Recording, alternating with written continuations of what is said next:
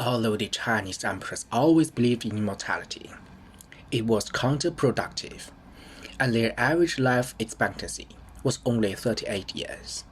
We use the sidelines of one grid to calculate the emperor's lifespan. If we count the border of a grid as 100 years old, then the square in each grid right now is their average lifespan. Now we look at the changes. We can faintly see that as time goes by, the overall lifespan of the emperors has slowly increased. The emperor with the shortest lifespan was Liu Long of the Han Dynasty. He succeeded to the throne 4 months after he was born, and died at the age of 1. According to legend, the emperor with the longest lifespan was Zhao Tu of the South Yue Kingdom in the early Han Dynasty. He lived 103 years old.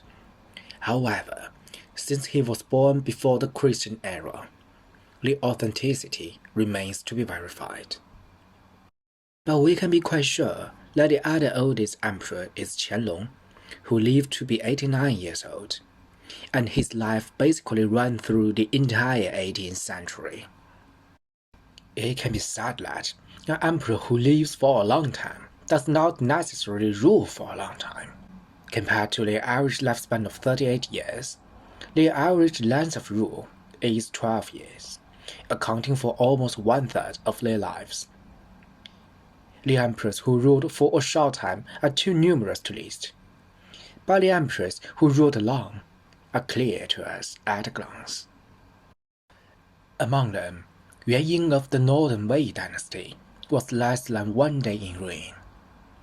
Emperor Kangxi of the Qing dynasty ruled for 61 years and was the emperor with the longest rule in China.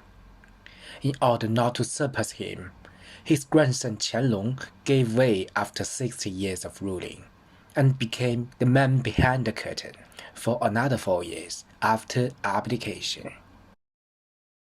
Now we talk about some deeper topics. We still count the sidelines of a grid as 100 years.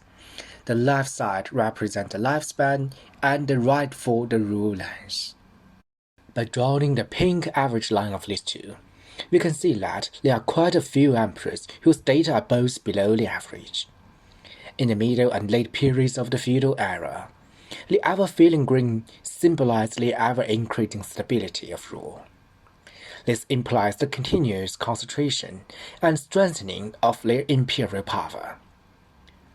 When it comes to ruling stability, we have to mention another concept, the maturity of governance. That is, the age of the emperor when he ascended.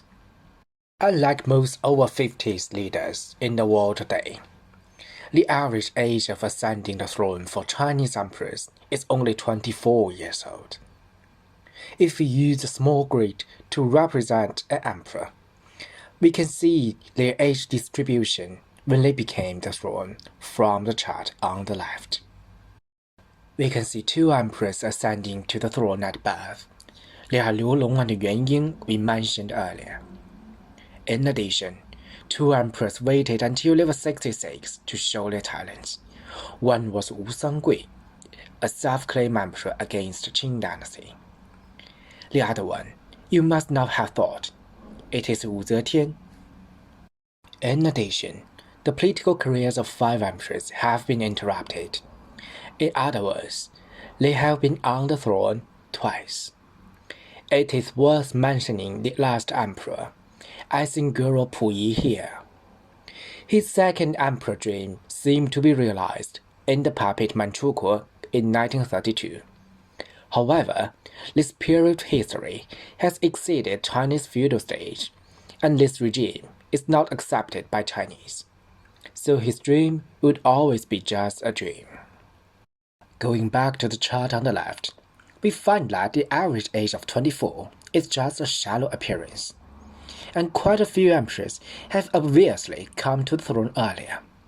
Among them, as many as 14 emperors began to rule the country when they were only 15 years old.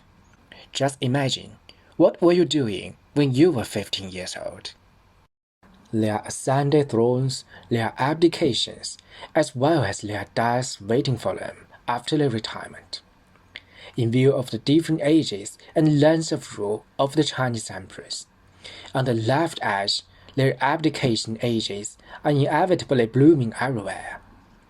And on the right, we find that most emperors continuing to survive after their abdication point to the same number, 0.